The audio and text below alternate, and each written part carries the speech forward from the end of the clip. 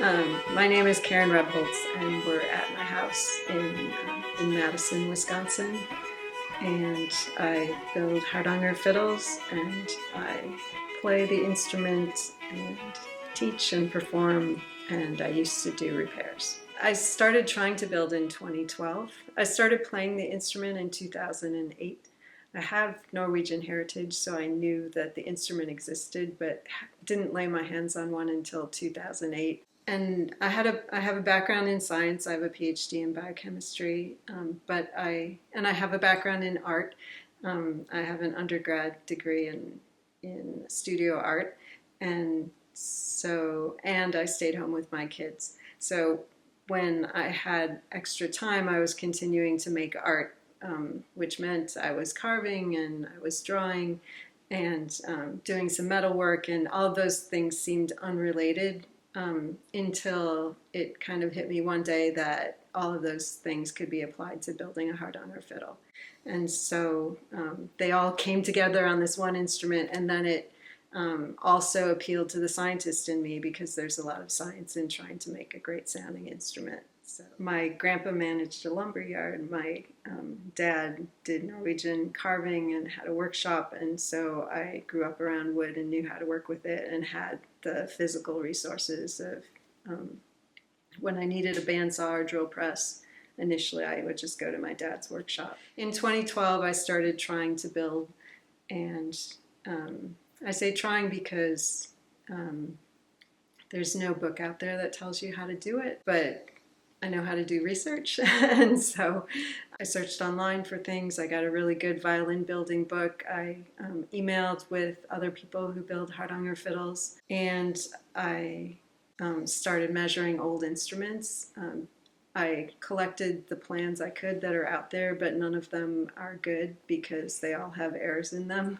Or there's one plan out there that was made by someone who who just guessed how to build it. He didn't study with anyone. Actually, my first instrument is built based on measurements from a book from Norway that was a survey of historic instruments, but I didn't have a picture of it, nor did I have it in person. It was an Olaf G. Helland instrument, but there were pictures online from the Norwegian Digital Museum.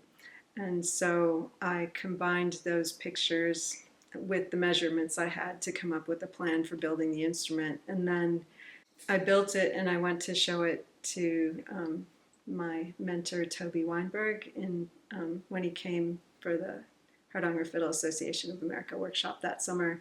And he kind of shook his head at me and said that he had recommended I build an Olaf G. Helland-like instrument, but the one I had copied was earlier than the best of his instruments. So then Toby had brought me a really instrument that he thought would be better for me to copy, and having a really great instrument in hand to copy really helped me. And so actually the instruments I build now are based on that Freuso instrument that Toby brought me, as well as some Clevens that I have in my collection now.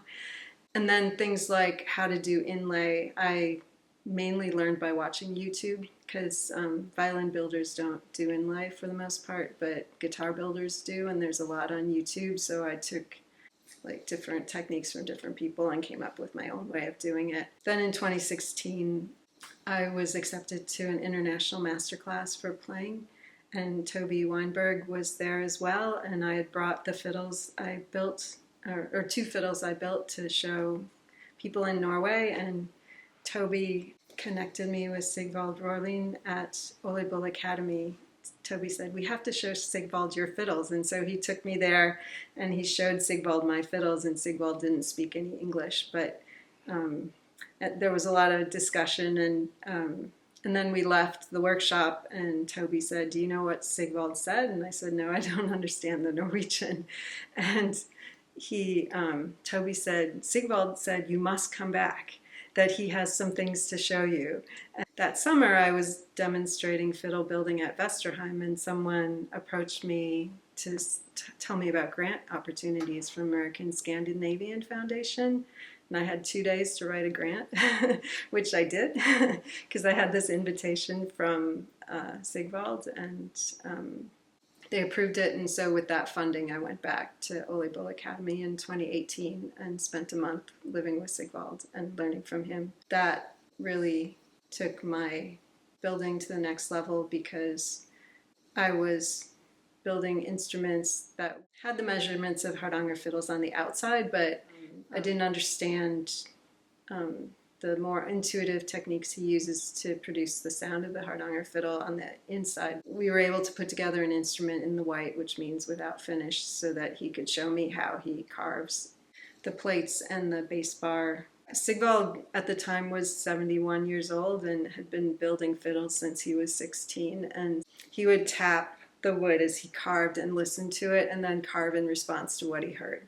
And other people in the workshop admitted that they would have arguments about what he was actually hearing and whether his fingernail was magic. And they were trying to reproduce the sound and hear what he heard and were having difficulty. And as was I, especially trying to learn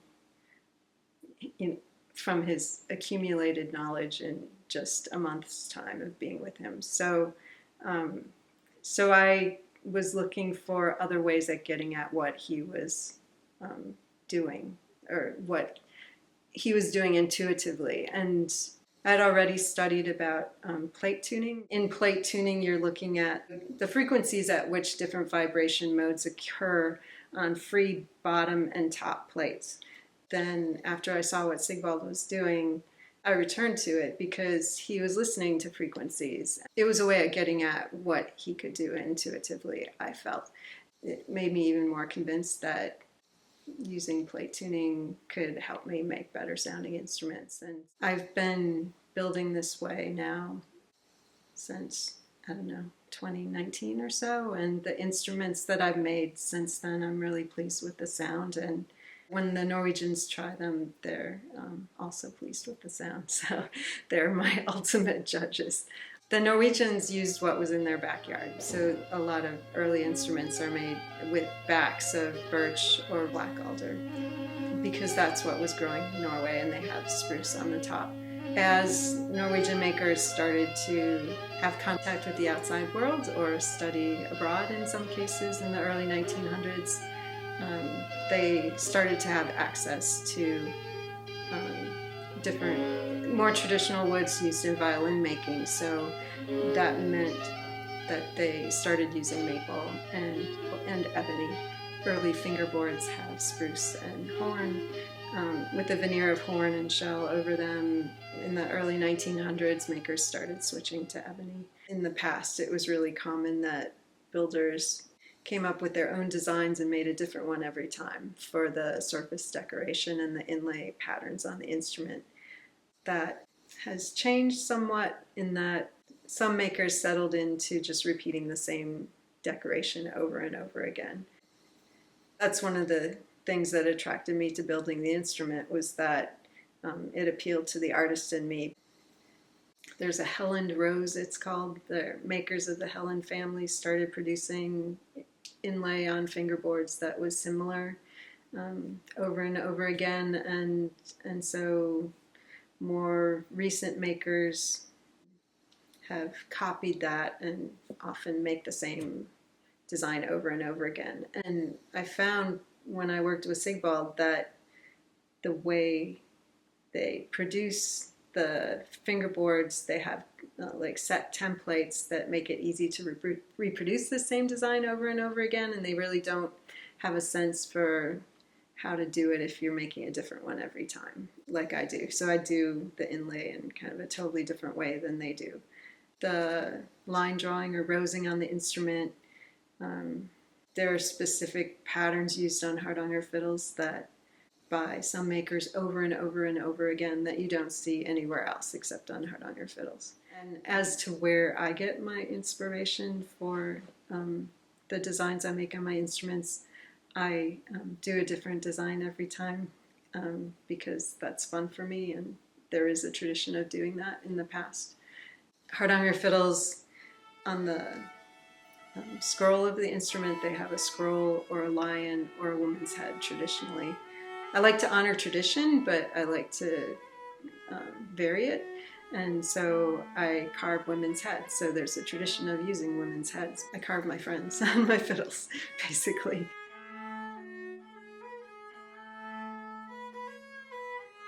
What I've been doing recently is using traditional clothing to inspire the rosing.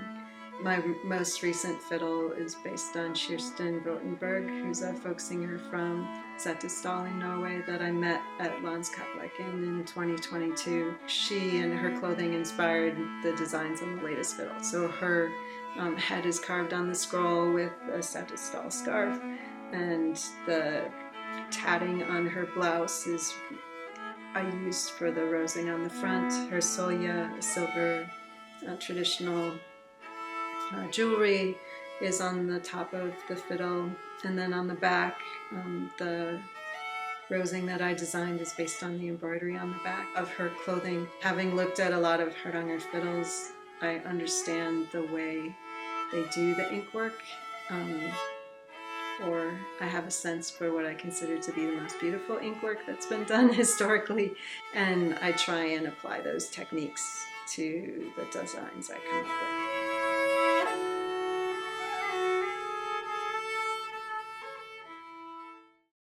There's a tradition of gathering to play the instrument and dance.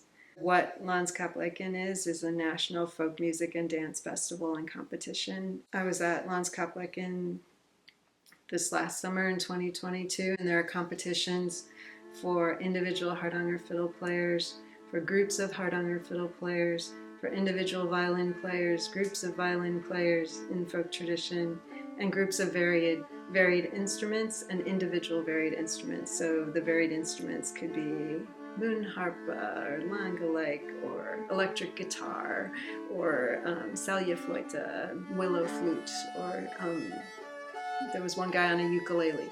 So, but in the folk traditions. And then there are dance competitions for couples or smaller group. There was one trio, but there's also group dancing competitions. And every 2 years they have an instrument building competition. Karin and Wiebke Luder's fiddles at the 2022 Landskapslek stirred thoughts about the artistry in fiddle making. In a 2024 article written by Lars Børre Markegård for the Folkmusik journal, Karin and Wiebke's fiddles were featured as examples of the new inspiration and design coming into the luthier field. This shift, though not directly stated by the article, is partially one of gender, and Karin is very conscious of her role in the field as a woman. Yeah, that's why one of the reasons I started carving women on my fiddles was because I was very conscious of being a woman in a man's world. Even so much so that I was at the HFAA workshop one year, and the president of the organization said to me, she looked at me and said, "I wonder what they'd think of you." And I didn't know what she meant. And she said, you know, like when the guys gather around, like in Norway, and they're talking about the knives they make, a woman would be out of place in that milieu. So she was pondering whether I would be, how I would be accepted. And so I went to Norway with that in mind. When I went to this international master class for playing that was organized by Frank Roland, and I mentioned to him about, I just approached it as if I might not be accepted, and he said to me, "This is Norway, women do everything in Norway." It's like, to him it was no big deal, but yet at that time there weren't really women building Hardanger fiddles in Norway either. Norwegians think nothing of a woman building an instrument, it seems, versus a man. And there aren't that many of us. And then again, there aren't that many Hardanger fiddle builders to begin with. So in the playing world itself, too, women weren't allowed to play. Like in the international master class, we were taken to visit Ingalive Kierland. She was 80-something at the time, and she grew up in a family with a tradition of playing her. Anyway, her father was a famous player, and she wasn't allowed to play as a kid. And what she told us was that she would listen to him play from the next room, and then he would leave the house and she would go pick up his instrument and play it. Like, there were always women fiddlers, but they weren't always accepted.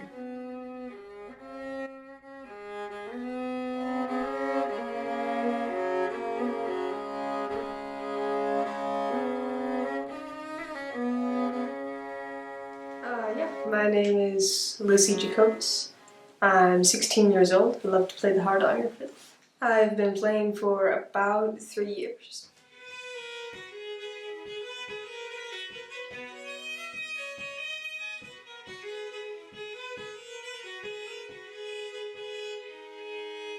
So part of that comes from a sense of wanting to create, and the other part of that is I was inspired by Karen. I loved the way that she built fiddles, and I loved the way they sounded and looked.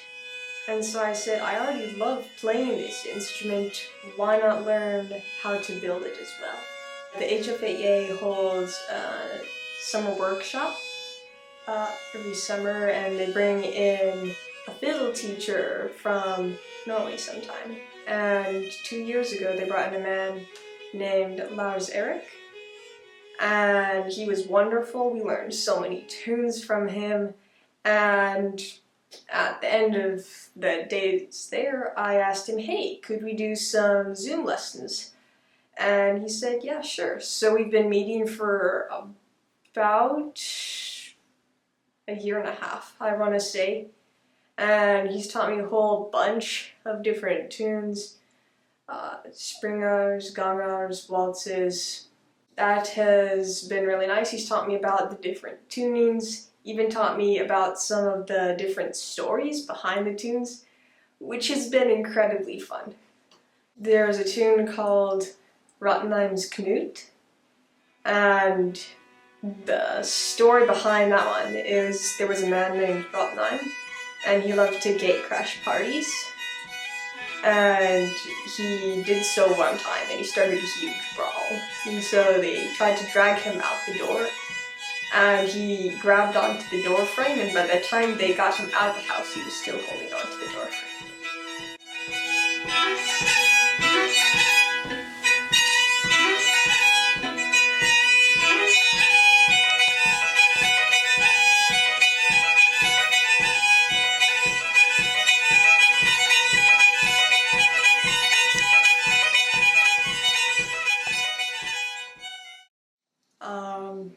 I love playing with Karen, especially when we get to play a harmony and a melody together.